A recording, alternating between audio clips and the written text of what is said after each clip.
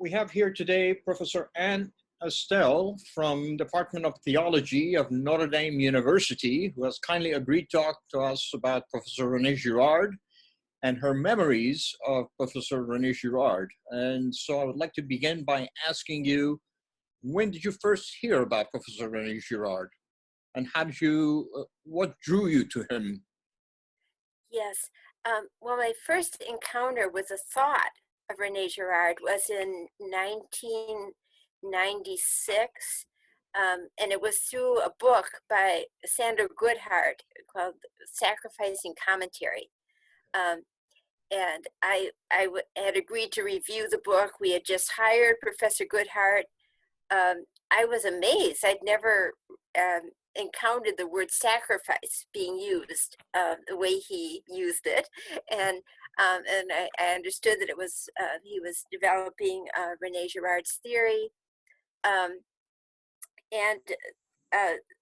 then as a follow-up gift, Professor Goodhart gave me Things Hidden Since the Foundation of the World. So as a Christmas gift, which I understood was a task, but yeah, and so but it was one of those books, and they're rare, where you're reading so intently, and making comments in the margins and reading from cover to cover, which is what I did in reading Things Hidden.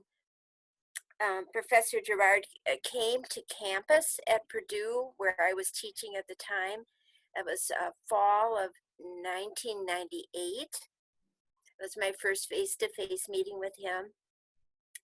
And then there were much more frequent contacts when I started to get involved with the colloquium on violence and religion. So my first meeting with him in a cover context was in 2001 in Antwerp. The following year, I helped to host with Professor Goodhart the meeting of cover at Purdue. And then after that, it was just every year. And Professor Girard, he came to all of our meetings until I think the last one was at Riverside in California. And after that, his health did not permit him to keep coming on an annual basis. So can you tell me a little bit about your encounter with him? What kind of an encounter did you have with him? What kind of impression did he make on you? Oh, such an impressive man. Yeah, I was really quite in awe of him. His work, he's a true intellectual, right? And so his work kind of crosses boundaries. You have the sense of someone who's really been touched by truth somehow, and because of that contact with truth, has the daring to cross disciplinary boundaries. And so it's a feast for the mind and the soul, to be reading one of his books and be able to, combine anthropology and sociology and philosophy and biblical studies and mysticism. I mean, it was like everything that's important to the human experience could somehow be touched upon by following his central insights and applying them here and there. So when he first came to Purdue, this was my first face-to-face meeting with him. I remember we talked about Joan of Arc, and and he encouraged me to kind of continue thinking about Joan of Arc, as a kind of a scapegoated figure. And so I ended up writing a whole book about Joan of Arc and Joan of Arc and sacrificial authorship. And I think that's probably the single work of mine, it's a single monograph where Girard is present everywhere. And most of my other scholarly work engaging his theory has been article length studies. Many of them literary, Chaucer, Oscar Wilde, Henry James, the British Romantics, kind of lots of literary figures. And then also on the theology side, Simone Weil. I've done a lot of work with Simone Weil and Girard. and a little bit with Dorothy Day. And I'm a medievalist by training, believe it or not. Oh, And so I think that what I find so fascinating is his sort of revival of a fourfold biblical exegesis, and that is very central to my interest. But as a person, so humble, um, so great, and very warm. And he had a way of sort of making it. There would be an atmosphere in a room, and people would be um, um, sharing an experience, right? In his presence. Um, and when I went to the cover meetings too, I've really never gone to an academic meeting like it in the sense that it was interdisciplinary, it was family like. When he was attending, you had the sense, well, this is a student of his, this is a friend of his. We're all kind of welcomed into this larger circle. He was very encouraging of younger people's work. Um, um, yes, magnanimous in that way. okay. Wonderful. Um, I noticed you had your one of your last books is on mysticism and Girard. Can you tell me a little bit about your discoveries of where and how he was interested in mysticism? Well, no, actually, I made this kind of an object of systematic study, and I regret very much that I was not able to ask him some things, before he died.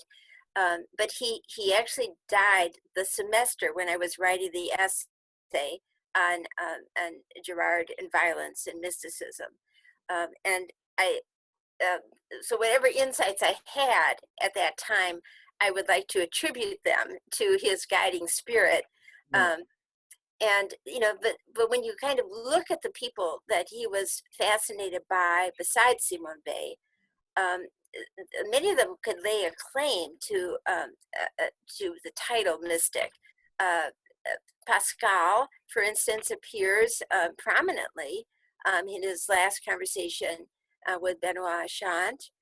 Um, Holderlin, who was actually very important to Girard. He even made a kind of a pilgrimage, to Tübingen to see where Holderlin had lived for many years, and he's one of those figures that spans the whole trajectory of Girard's thought.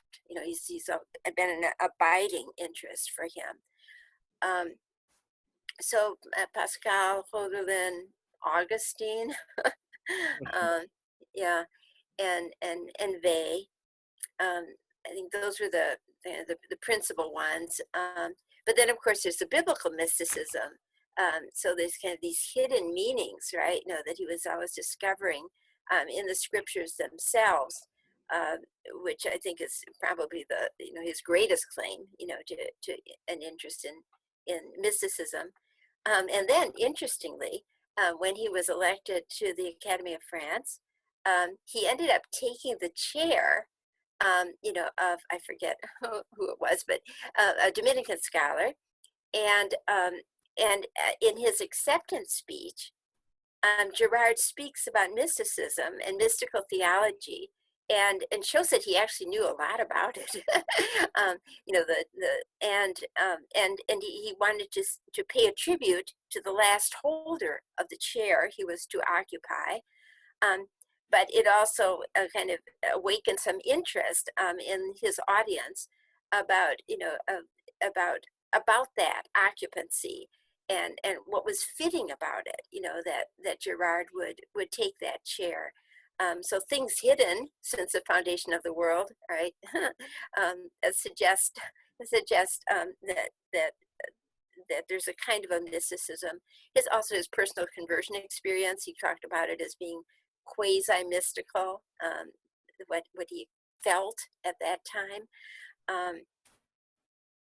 So it was, so I kind of followed it through as systematically as I could. Um, just, I learned a lot in the process, but he always denied that he was a mystic. and That's and if anyone called him a mystic, he said, "You're my critic," right? The critics are always calling me some kind of Gnostic or mystic, and so he wanted to defend himself against that kind of charge of being an obscurantist, I guess is the noun form for that. um, and yeah, so. But Anne, why was he so much against being called a mystic? René Girard was a man of light. He really knew the truth, and he had a lot of love. People experienced him, as you yourself are bearing witness now. He also called himself an ordinary Christian, but I don't think that's, you can really, who would say he's an ordinary Christian? No, he's an extraordinary Christian. And, on the occasion of his death, right? I mean, Bishop Robert Barron, was calling him a doctor of the church, someone who really is so important, to the life of the church. Lived Christianity, lived religiosity, I think.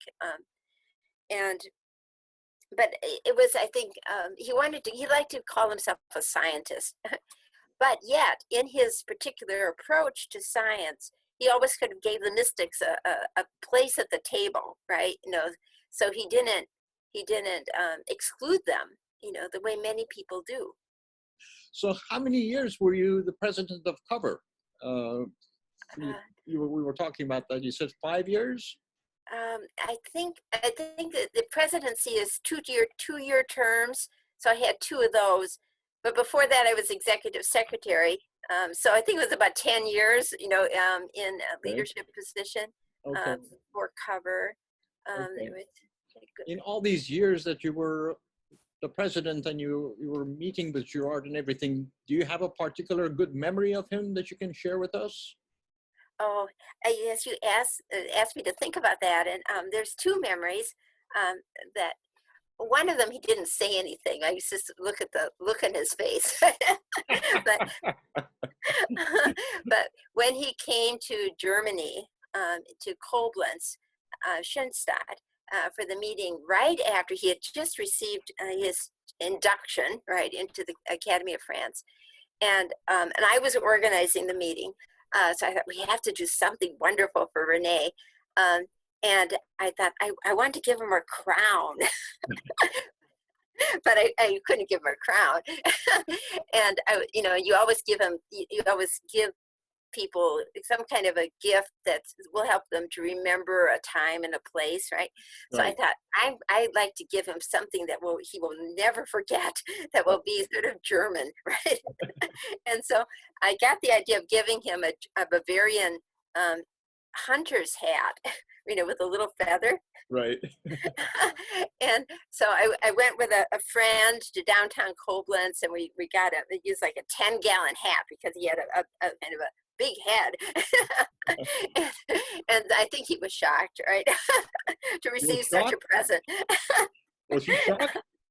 Yeah, shocked, and I don't know if he ever wore it, but he did put it on. So on the day that he received that gift from me, and I thought, well, this. I mean, how many people could you give a hat to? It kind of bears witness to kind of his his family feeling, right? And the other memory is from a meeting in Stanford. This really impressed me. Imitatio had just been founded, and some of us were invited for some kind of consultation meeting. René was present, and the Thiel Foundation, of course, was very generous, in establishing Imitatio. And so they had brought in someone who is an expert in outcomes assessment. And this person at the meeting asked the General Assembly, by what measure can you determine if the mimetic theory has been successful? That's a good question. That's a very good question. That's a very good question. Well, we were dumbfounded. It sounded so much like, the outcomes analysis lingo, right? That Right. we get at the universities. Um, so there was just this big silence in the room. Right. And then Renee broke the silence. I think he may even have stood up, but he said, the success of the mimetic theory is not the discovery that we have been victimized, scapegoated. It's easy to know that. We all feel and experience at some time that we are victims. The success of the mimetic theory is the discovery that I myself have victimized another. I have joined the crowd. The success of the theory is the same as the recognition of St. Peter, who wept bitterly after denying Christ out of fear of the crowd. Fantastic. Yeah, it really left us, again silent, all right, but not because of the awkwardness of a question, but because of the Found. brilliance and acuteness, of the response, and coming from Renee himself. Wow. Yeah. Could I ask you what's your favorite book of his? I guess I would say Things Hidden Since the Foundation of the World, because it's one of those you go back to again and again, and of course it was the first book I read, and so it has that specialness. I always recommend I See Satan Fall to people who want some kind of introduction to Girard, um, and I do like Battling to the End. Oh, I you know it's one do? of his more controversial books, but I like it a lot. I like it because in it, partly at the prompting of Benoit, all right, he completes his theory, right? I had always been troubled by the lack of a technical term in Girard's theory for that special imitatio Christi, right? Because it's not an internal mediation. It's not an external mediation. It's in a class of its own, right? And there was no name for it. And I look back on one of the interviews with James Williams, and where Williams was Renee. I mean, there seems to be something missing here, but he didn't seem to want to fill that gap. Um, but finally, in Battling to the End, he does, and where he speaks of the inmost or innermost mediation. And I think it was very important that he did that, because otherwise there's always going to be confusion about his theory. Even among Girardians, I find it, I guess I'll just say what I have to say. I, but sometimes the mimetic theory is taken to mean that there's no authentic love, right? That you can never love another person because you love another person, right? That it's always because somebody else, and Sure. that's not true. If you read Girard closely, he talks about kind of giving away what is you know a foundational freedom, right? And there he sounds pretty Kierkegaardian, um, but he and when you think about his relationship with Martha Girard, what a beautiful, steadfast marriage, over so long and loving, and so the possibility of genuine human relationships that are personal, um, you know, and the idea of an inmost mediation, it allows for all of those genuine human relationships, because they're grounded in the mediation of Christ. So for me, it was very important also, from an anthropological point of view, that he completed his theory in Battling to the End. Right. But what do you make of does it give any hope? Because the book, in the beginning of the book, he wrote, "This is my most apocalyptic book." Yes. And it's pretty apocalyptic, but does it give any hope? Does it give any solution to this apocalypse? What are your thoughts on that? I think it's in Battle into the End where he says that actually Christian hope has always been apocalyptic, right? So that when you think about the early Christians, they were waiting for Christ to come back soon, right? And they were all expecting to be martyrs, right? Right. And so persecution, natural catastrophes, uh, you know, they were that didn't surprise them, but their hope, was grounded, in in their own experience of charity in this life, right? And in the fullness of that charity in the life to come. And so no one can take our lives from us. We, there's always the possibility of giving, right? And so when he talks about refusing violence, right, it sounds a lot like Origen, actually, the early father of the church, who was a confessor, and preached nonviolence. So yeah, it's it says that do we have to conquer the violence inside of ourselves so that we can be nonviolent, toward our enemies. And so in a way, I think the hopefulness about the catastrophes is that it puts us in a position where we can exercise that radical hope, um, and yeah. So this it he will come again. Oh, wonderful. Okay. Well, thank you very much, Professor Astell, for taking time for this interview and making this interview with us. Really greatly appreciate it. So I thank you very much, and your comments and observations were wonderful and really contributed a lot to this project that we're putting together to a tribute film to Professor Girard.